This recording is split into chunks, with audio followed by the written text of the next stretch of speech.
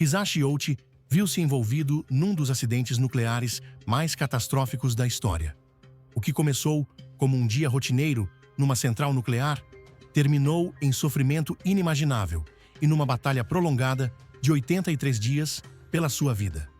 A 30 de setembro de 1999, na central de reprocessamento de combustível nuclear de Tokaimura, no Japão, os técnicos Hisashi Ouchi, Masato Shinohara e o seu supervisor, Yutaka Yokokawa, iniciaram a sua rotina habitual de preparação e manuseamento de materiais perigosos de urânio. Muitos compreendem a toxicidade de algumas culturas de trabalho, mas poucos a compreendem melhor do que Hisashi Ouchi e os seus colegas, que se viram presos numa corrida mortal para cumprir prazos, movidos pela ganância das empresas e por uma cultura de trabalho japonesa que muitas vezes ignorava a segurança dos trabalhadores. Na altura, a economia energética do Japão estava fortemente dependente das importações estrangeiras, levando o país a expandir as suas próprias fontes de energia, aumentando a pressão sobre o setor energético e colocando em risco trabalhadores como Ouchi. A central nuclear de Tokai foi a primeira no Japão. O combustível para esta central foi processado na instalação de Tokaimura, operada pela empresa japonesa de conversão de combustível nuclear JCO. Aí, os trabalhadores converteram hexafluoreto de urânio em dióxido de urânio enriquecido, que foi depois processado em pelotas e montado em barras de combustível, que são a principal fonte de energia para gerar eletricidade nuclear. No entanto, o que aconteceu não foi apenas um simples descuido. A falta de conhecimento e de medidas de segurança adequadas transformaram aquele dia no pior pesadelo de Ouchi e dos seus companheiros. Uma das principais responsabilidades dos técnicos de centrais nucleares é gerir a mistura de urânio em 3 etapas cruciais. A primeira etapa é realizada no tanque de dissolução, onde um sistema automatizado mistura uma concentração de 5% de pó de urânio com ácido nítrico. A segunda etapa envolve um tanque de proteção cilíndrico, concebido para evitar que o urânio atinja a criticidade acidental, ou seja, uma reação nuclear em cadeia descontrolada. Este tanque regula o gotejamento de urânio no terceiro estágio. A terceira e última etapa ocorre no tanque de precipitação, onde as reações geram uma grande quantidade de calor, que tem de ser arrefecido com uma camisa de água à volta do tanque. 3 anos antes do acidente, a JCO tinha modificado os seus procedimentos para acelerar a produção deste material perigoso, saltando etapas cruciais devido à crescente procura de barras de combustível. Isto incluía misturar ilegalmente pó de urânio em baldes de aço inoxidável, em vez de utilizar equipamento automatizado aprovado. Para agravar a situação, a pressão para cumprir prazos aumentou, levando técnicos já sobrecarregados a tomar atalhos ainda mais perigosos, como trabalhar sem equipamento de proteção adequado e usar apenas roupa comum. Foi então que o desastre aconteceu. Por volta das 10h35, sem saberem do perigo iminente, Ouchi e Shinohara começaram a misturar pó de urânio num balde de aço. No entanto, excederam o limite legal de concentração em 7 vezes. Yokokawa observava da sua secretária, supervisionando o processo, enquanto Ouchi se debruçava sobre o tanque de precipitação e Shinohara, a partir de uma plataforma, ajudava a despejar a solução. De repente, começaram a soar os alarmes de radiação gama. Cometeram um erro catastrófico ao desencadear uma reação nuclear em cadeia descontrolada. Um flash de luz azul, conhecido como radiação Cherenkov, iluminou a sala, libertando uma enorme quantidade de energia e partículas gama que bombardearam a área com doses letais de radiação.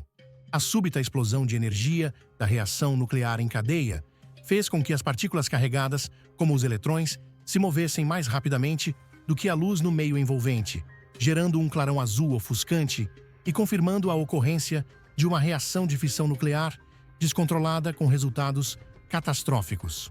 O limite seguro de exposição à radiação para os técnicos e para os que trabalham em ambientes nucleares é de 20 a 50 millisieverts por ano. No entanto, a equipa recebeu uma dose maciça, combinada de aproximadamente 30.000 millisieverts. Ouchi absorveu a maior parte da radiação, recebendo mais de 177.000 millisieverts, pois estava mais próximo da explosão. Shinohara, que estava mais longe, recebeu 10.000 mSv, enquanto Yokokawa foi exposto apenas a 3.000 mSv.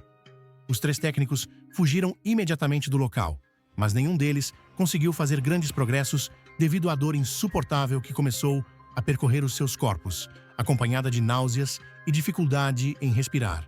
Uchi e Shinohara correram para a sala de descontaminação, onde ambos vomitaram e acabaram por perder os sentidos. Quando os gestores da central de processamento de combustível nuclear se aperceberam da magnitude da situação, evacuaram imediatamente os restantes funcionários para evitar uma maior exposição à radiação. Os 3 homens foram levados para o Instituto Nacional de Ciências Radiológicas de Chiba, mas, compreendendo a gravidade do caso de Uchi, decidiram encaminhá-lo para o Hospital da Universidade de Tóquio, onde havia pessoal mais treinado e equipamento avançado disponível para o seu tratamento. Na mesma noite de 30 de setembro, Uchi chegou ao hospital bem disposto e aparentemente em boas condições. No entanto, cedo se tornou claro que as aparências iludem. Os enfermeiros repararam que o seu braço estava inchado e a sua pele parecia queimada pelo sol. Mas muitos acreditavam que iria recuperar em breve. O que não sabiam era que este era apenas o início de uma das mortes mais horríveis da história moderna. Para piorar a situação, os funcionários do JCO tentaram culpar Uchi e os seus colegas, retratando-os como pessoas irresponsáveis que tomaram atalhos para terminar o seu trabalho mais rapidamente. Alegaram que misturaram voluntariamente o urânio em baldes de aço para poupar tempo. Apesar da sua atitude positiva, a condição de Uchi era grave. A equipe do hospital solicitou uma biópsia da medula óssea e o que encontraram foi assustador. O corpo humano regenera-se continuamente graças aos cromossomas, que contêm o nosso ADN, que atua como um guia para o processo de reparação celular. Sem este mecanismo natural, não poderíamos sobreviver. No caso de Uchi, os resultados da biópsia revelaram que este processo fundamental estava danificado. Os seus cromossomas fundiram-se de forma anormal ou partiram-se em pedaços devido à explosão de radiação. O seu ADN estava tão danificado que o processo de reparação era inexistente. Esta descoberta horrível levou os médicos a perceber que o caso de Uchi não era simplesmente uma doença causada pela radiação.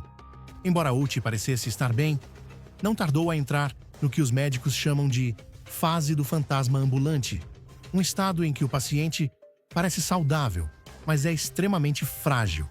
Esta fase pode durar horas ou até dias, e para Uchi, o sofrimento estava prestes a começar.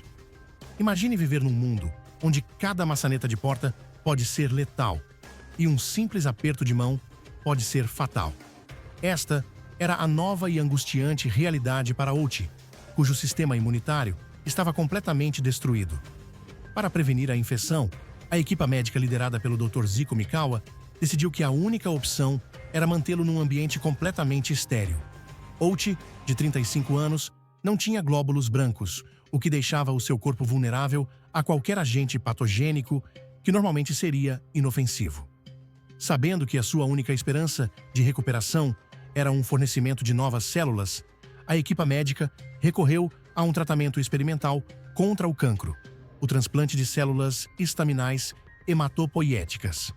O seu corpo precisava de combustível biológico para criar e substituir as células danificadas.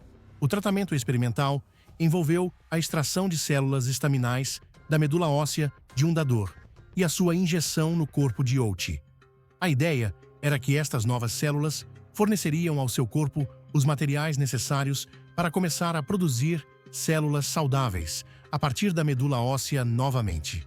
Para que o tratamento fosse bem-sucedido, era necessário um dador com um sistema imunitário compatível e, felizmente, a irmã de Uchi revelou-se uma dadora adequada. A equipa médica começou a trabalhar, administrando o tratamento experimental. Embora fosse a primeira vez no mundo que este procedimento era realizado, os médicos estavam esperançosos, mas não queriam ser demasiado otimistas em relação à família de Uchi. Era crucial que compreendessem a gravidade da situação e as potenciais consequências da sua exposição à radiação.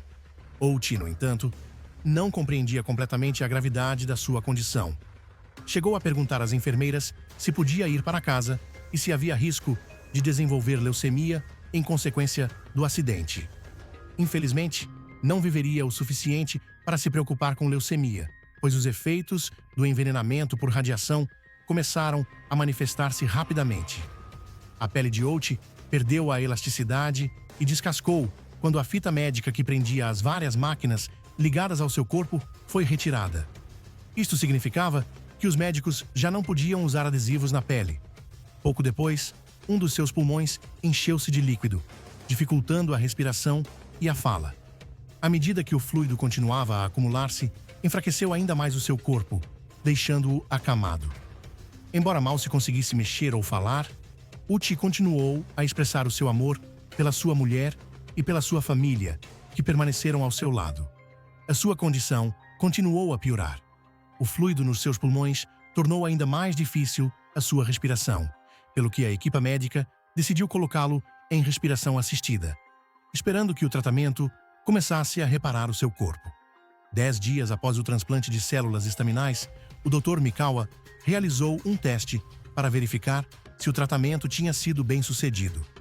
Surpreendentemente, encontraram células estaminais da sua irmã por todo o seu corpo, indicando que o tratamento tinha funcionado. Nos dias seguintes, a sua contagem de glóbulos brancos voltou aos níveis normais. Foi uma boa notícia, mas, tal como a fase do fantasma ambulante, esta melhoria durou pouco tempo. Uma semana depois, a condição de Uchi voltou a piorar. Frustrado, o Dr. Mikawa decidiu realizar uma endoscopia para descobrir o que tinha corrido mal. O que descobriu revelou a verdadeira gravidade da situação de Uchi. A endoscopia mostrou que a membrana protetora do intestino tinha morrido e começava a desintegrar-se. Sem esta membrana saudável, o corpo não conseguiria absorver nutrientes ou fluidos, o que significava que Uchi corria o risco de morrer de fome ou desidratação. Mas esta não foi a pior notícia. A equipa médica descobriu que a exposição à radiação deixou resíduos no corpo de Uchi, corrompendo as células estaminais transplantadas e impedindo a regeneração do seu sistema imunitário. Agora, Uchi estava pior do que quando entrou no hospital, e o seu sofrimento intensificou-se dramaticamente. Começou a ter problemas intestinais graves, perdendo até 3 litros de líquidos por dia devido a uma diarreia incontrolável. Além disso, começou a sangrar internamente, agravado pela perda da membrana protetora do intestino. A perda de sangue foi tão catastrófica que os médicos tiveram de lhe aplicar até 10 transfusões por dia. Isto também significava que Uchi sentia dores constantes, necessitando de um gotejamento contínuo de fentanil para aliviar o seu sofrimento. A sua pele continuou a formar bolhas e a descascar ao ponto de o seu corpo já não conseguir reter líquidos. Perante o perigo iminente de desidratação, a equipa médica trabalhou incansavelmente para repor os 10 litros de líquido que perdia diariamente. O pessoal do hospital envolveu-o em ligaduras para tentar reter fluidos, mas isso só piorou a situação, pois a sua pele descascou e verteu ainda mais fluido. A situação era tão grave que os médicos tinham de medir constantemente quanto líquido estava a perder para repor. Mudar os pensos de Uchi tornou-se uma tarefa assustadora, ocupando quase metade do tempo de tratamento. Por fim, a doutora Mikawa começou a utilizar enxertos de pele, numa última tentativa de ajudar o seu corpo a reter fluidos. Mas devido à desidratação extrema, os enxertos não conseguiram aderir à pele, que continuou a desintegrar-se. A dor de Uchi era insuportável, embora a sua família continuasse esperançosa de que ele melhorasse.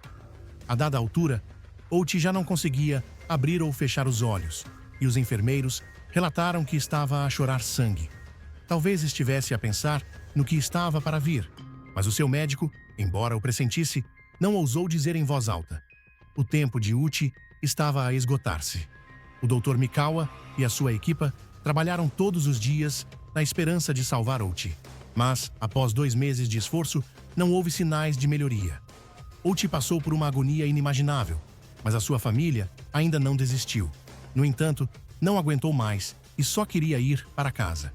Por fim, a dor tornou-se tão insuportável que a equipa médica decidiu induzir o coma para aliviar o seu sofrimento. Esta melhoria temporária foi, mais uma vez, de curta duração. Os médicos cedo perceberam que os órgãos de Outi começavam a falhar. Primeiro, o seu coração começou a bater 2 vezes mais rápido devido ao estresse contínuo no seu corpo, como se estivesse a correr 100 metros, apesar de estar em repouso. O seu coração trabalhou tanto que finalmente parou de bater. Como não havia ordem para não reanimar, trouxeram-no de volta. No entanto, embora o seu coração estivesse novamente a bater, o seu cérebro mal funcionava, pendurado por um fio. Pouco depois, o seu fígado e rins falharam completamente, deixando-o completamente dependente de máquinas para se manter vivo. Percebendo que o fim estava próximo, o Dr. Mikawa falou com a família de Outi para os convencer a assinar a ordem de não reanimação e, assim, acabar com o seu sofrimento. A 21 de dezembro de 1999, apesar dos esforços da equipa médica, que incluíram transplantes de células estaminais, enxertos de pele e transfusões de sangue, o corpo de Outi não recuperou e morreu de falência múltipla de órgãos. O homem de família e trabalhador de 35 anos pôde finalmente descansar em paz. Um dos companheiros de Uchi, Shinohara, também morreu devido a ferimentos causados pela radiação. Apesar de ter sido exposto a níveis perigosos de radiação, Yokokawa sobreviveu, mas enfrentou graves problemas legais devido ao seu envolvimento na negligência. No total, 49 trabalhadores foram expostos à radiação após a explosão. 6 funcionários do JCO, incluindo Yokokawa, foram acusados de negligência profissional e violação das leis de segurança nuclear. A JCO pagou 12,6 milhões de ienes para resolver os pedidos de indemnização de empresas e residentes afetados. Pouco depois, a empresa perdeu a sua licença comercial.